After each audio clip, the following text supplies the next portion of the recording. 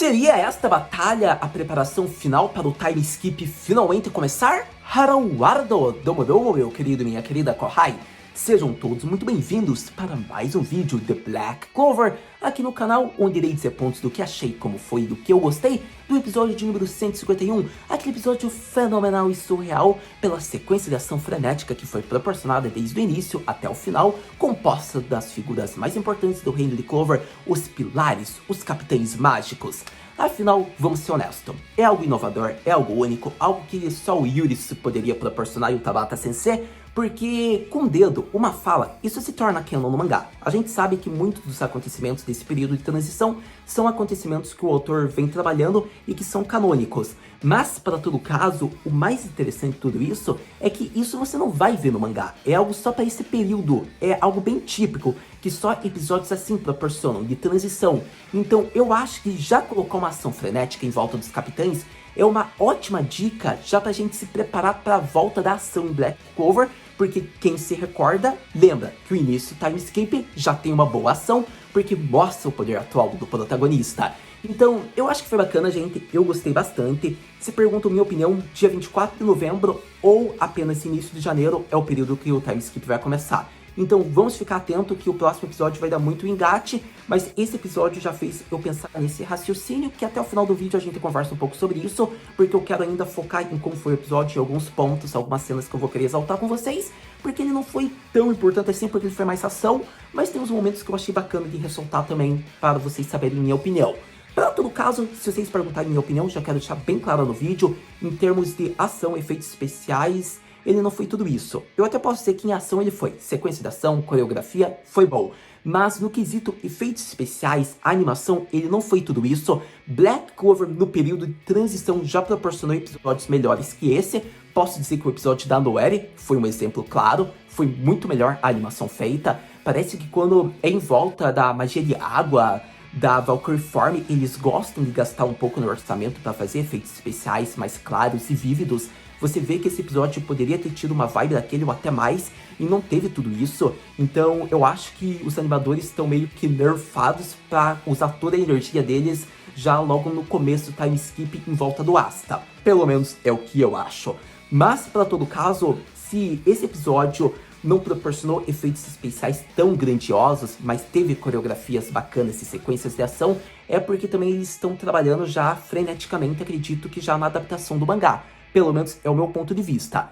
Então, para todo caso, dois pontos que eu gostei e quero ressaltar logo no início foi o Yuri apaixonado. Eu quero que você tenha em mente bastante isso, porque é algo que logo no time skip você vai ver uma diferença. Então, fique bem guardado nesse ponto. O Yuri tá bem apaixonadinho, ele continua meio bobo. E para todo caso, um ponto que eu achei agora importante realmente foi a Black Moon ter sido mostrada.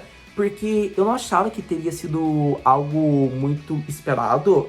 Por exemplo, eu achei que era algo que só seria mostrado realmente adaptando o mangá. Pode ser que o Yami já tenha utilizado dessa técnica no anime mesmo, e eu que não me recorde, mas eu não me lembrava, eu achei algo bem inovador. Então se essa técnica já foi mostrada, você pode me confirmar, você pode falar: Haru, no começo de Black Clover, episódio X, já tinha sido mostrada. Porque, ao meu ver, isso só seria mostrado na batalha, quando o Yami surge, você sabe aonde, não é mesmo? Já protegendo o reino de Hurt. Mas, para todo caso, tudo bem. Se eles quiseram mostrar um pouco da Black Moon, não tem problema, porque a Black Moon Level 1, a gente viu que não foi a forma definitiva dela, como a gente vai ver. Eu achei bacana de ter sido exaltada, porque já dá aquela hype pra gente ver ela na forma completa. Para todo caso, acredito que a partir desse ponto, agora eu vou querer se centrar realmente no plot, no que rolou da história, falar um pouco do episódio, ao mesmo modo que eu exalto cenas que eu gostei e pontos principais. Então vamos falar do episódio mais recente de Black Clover, que deveria ficar conhecido como uma batalha nunca vista antes, uma batalha única, um milagre no reino de Clover. Veremos a força dos pilares, os capitães mágicos.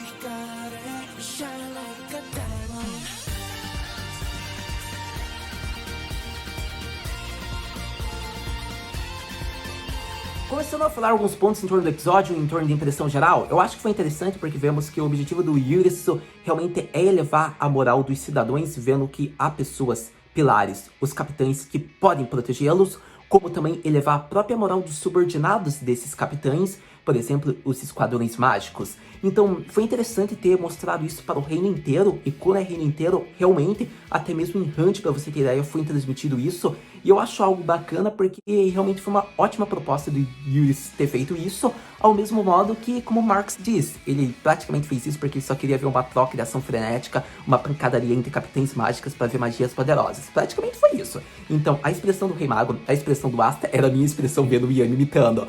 Porque, praticamente, se vocês me perguntassem minha opinião, Haru, quem merece elogios vendo de todos os capitães mágicos, quem você acha que vai entrar pra força especial e invasão de Spade? Como o Yami foi detido, né, eu acho que destaques vão para Dorothy em modos. Porque, no momento atual, foi mostrado pela sua fala. Ela precisa ficar forte para fazer com que o mundo do glamour dela possa aprisionar um Akuma. Ou seja, no momento atual, ela não poderia, mas após 6 meses, provavelmente ela conseguiria. Então, eu acho que, reafirmando mais uma vez, a Dorothy é um grande pilar para essa invasão que vai ocorrer, e esse episódio mostrou que ela deve ter ficado muito mais poderosa. Afinal, o Yami teve um pouquinho de complicação, digamos que no mundo do glamour. Imagine pós 6 meses agora, ela pode, no mínimo, aprisionar vários Dark Disciples. Então, eu gostei bastante dessa parte ter sido abordada. Eu acho que foi a personagem que mais merece elogios, porque realmente a magia dela é apelona, é magia hack, porque o mundo do glamour é sensacional. Obviamente, tem um ponto fraco. Se ela pensar em algo que a pessoa dizer e ela imaginar, é muito fácil, né, de ter uma maneira de facilitar a saída do mundo do glamour. Mas vemos que ela já conseguiu criar táticas que faz com que seja mais demorado, pelo menos. Então, eu acho que eu gostei bastante disso. A Dorothy pode ser a capitã mágica mais poderosa em modos. Então, vamos ver realmente se vai ser isso ou se o Tabata vai dar meio que uma nerfada nela. Mas acredito que Tabata CC vai fazer ela ser um pilar importante para a invasão. Para todo caso, se for citar realmente do episódio, em modos quem realmente foi o mais poderoso, não tem como, né? Sasuga e Yami Dancho. Porque Magia Equinox quebrou ambos os cristais, fez com que ambos os times fossem derrotados. Eles estavam no momento que eles estavam utilizando de magias megas poderosas. E acontece que o corte Equinox quebrou todas.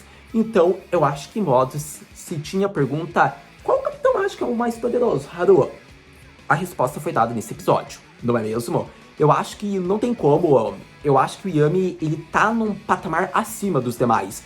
Eu acho que nesse patamar, o 1-0 ainda tá quase se equilibrando e o Fregorion também, mas vemos que tem certas técnicas do Yami que faz com que ele se sobressaia e fique num nível acima.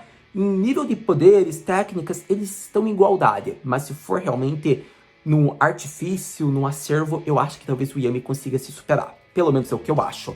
Então, o Yami no Arco dos Elfos dizia que o 1-0 estava num nível acima. Mas se fosse ver no momento atual e no pós-time skip, eu acredito que o Yami está no nível acima. Daí vem 1-0 e Fuegoleon disputando arduamente. Para todo caso, vimos que esse episódio foi uma batalha em equipes, Mahou Shiken, estilo Royal Knights, se é que você me entende, na escolha. Vemos que era quebrar cristais do time adversário, assim como ocorreu na Royal Knights preparação. Então é bacana de ver que foi dividido duas equipes de 4 membros, viram como tá um gado apaixonado, não participou.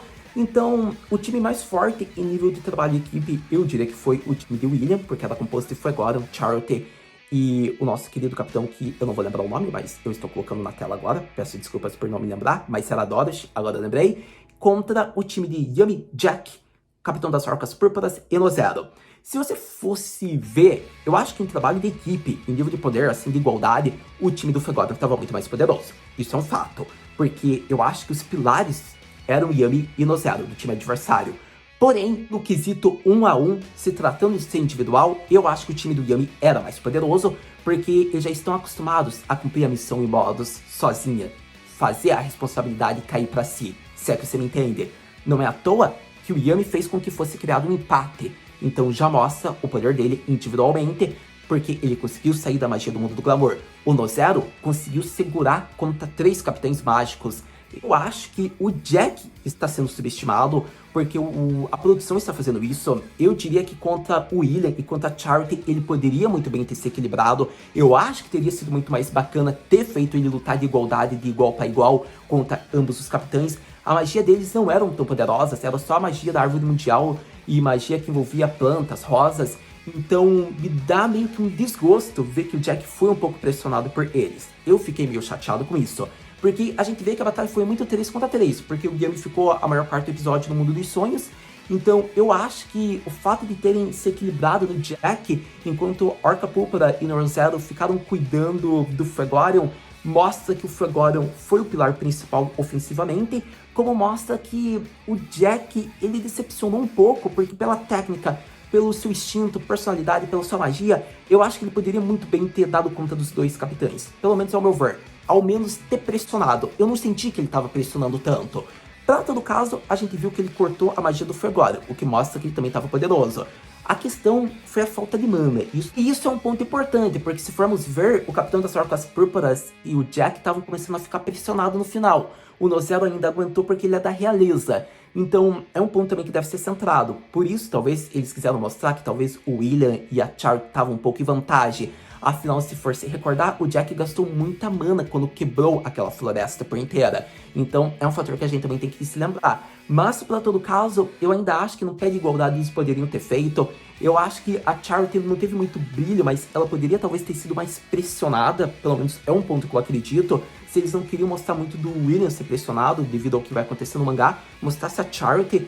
Então, é bem opinião pessoal, mas é o que eu acredito. Sobre a combinação de Nozero e Capitão das Orcas Púrpuras, foi muito bom. Eu gostei de ver o Vórtice criado que aprisionou o Fregorion, mas vimos que a magia de fogo com o espírito de Salamandra pode ser muito poderoso ainda, até porque o Fregorion fez uma referência ao arco dos elfos, usou a Salamandra isca para que ele pudesse fazer com que sua mana não ficasse detectável, ao ponto que ele fez uma referência do Fire Punch derrotando o seu grande amigo das Orcas Púrpuras. É um ponto legal, porque eu quero que você se lembre que ele fez essa mesma técnica, onde ele dá esse soco no Capitão, só que na versão elfa, e a gente vê que o Capitão ficou com raiva, porque por mais que ele estivesse sendo controlado, ele queria ter derrotado o Fregorion, então ele ia se vingar. Então foi muito engraçado essa expressão.